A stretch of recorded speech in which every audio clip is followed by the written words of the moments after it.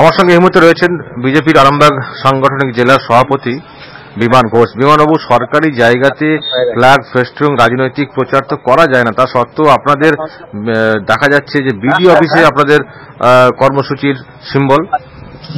দেখুন, এই যে বিডি অফিসে যেটা বলছেন এটা আমাদের নজরে ছিল না। আগে হয়তো কিছু লাগানো ছিল, যখন যতক্ষণ না নজরে পড়েছে আমাদের কিছু করতে পারি না। তো আমরা তো সঙ্গে সঙ্গে তো ফ্ল্যাগ খুলিয়ে নিয়েছি ওখান থেকে। আমি আমার নজরে আসতেই ওখান থেকে ফ্ল্যাগ খুলিয়ে নেওয়া হয়েছে। তো এটা আমরাও জানি এটা গণতান্ত্রিক পদ্ধতিতে এইভাবে কাজ হয় না সরকারি জায়গায়। সঙ্গে সঙ্গে খুলিয়ে নিয়েছি, আমরা রিকভার করে দিয়েছি। এটা নিয়ে তার বিশেষ কিছু নেই। তার মানে যে ছবি আমরা দেখাচ্ছি আপনি বলছেন আগের ছবি? আগের ছবি। আপনারা কি এরকম কোথাও মানে সরকারি জায়গাতে যেহেতু একটা ঘটনা ঘটেছে আপনি বলছেন, এরকম কি নজরদারি চালাচ্ছেন যে কেউ? হ্যাঁ, চালাচ্ছি। আমি প্রত্যেক কর্মী কার্যকর্তাদের বলে দিয়েছি কোনো সরকারি জায়গাতে এইভাবে রাজনৈতিক ভাবে লাগানো যাবে না। অনেক জায়গায় আছে লাগানো যেতে পারে, কোনো সরকারি জায়গায় হবে না।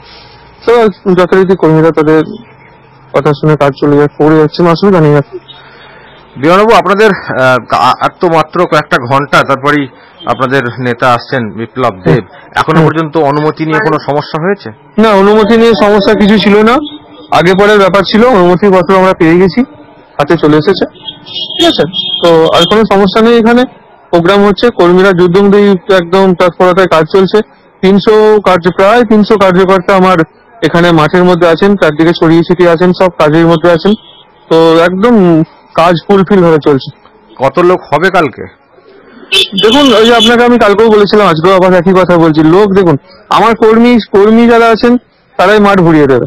ঠিক আছে, এরপর কর্মী সমর্থক এবং সাধারণ মানুষের যে ভিড়, সেটা তো আমরা বলতে পারি না এটা কতটা আসতে পারে।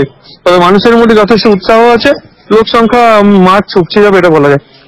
আরামবাগের বাইরে থেকেও আনবেন বাস ভাড়া করে লোকজন? দেখুন, আমার আরামবাগ জেলার প্রোগ্রাম এটা। আরামবাগ জেলা মিনস আরামবাগ লোকসভা।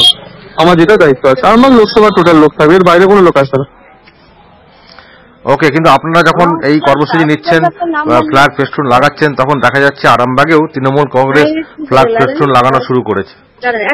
ঠিক আছে, ওনারাও লাগাতে পারেন, কারণ ওনাদেরও গণতান্ত্রিক অধিকার আছে লাগানো, লাগাতে পারে। এ নিয়ে আর কি বলবো। ওকে, অসংখ্য ধন্যবাদ বিমান ঘোষ, বিজেপি নেতা, আমার সঙ্গে এতক্ষণ ফোন লাইনে ছিলেন।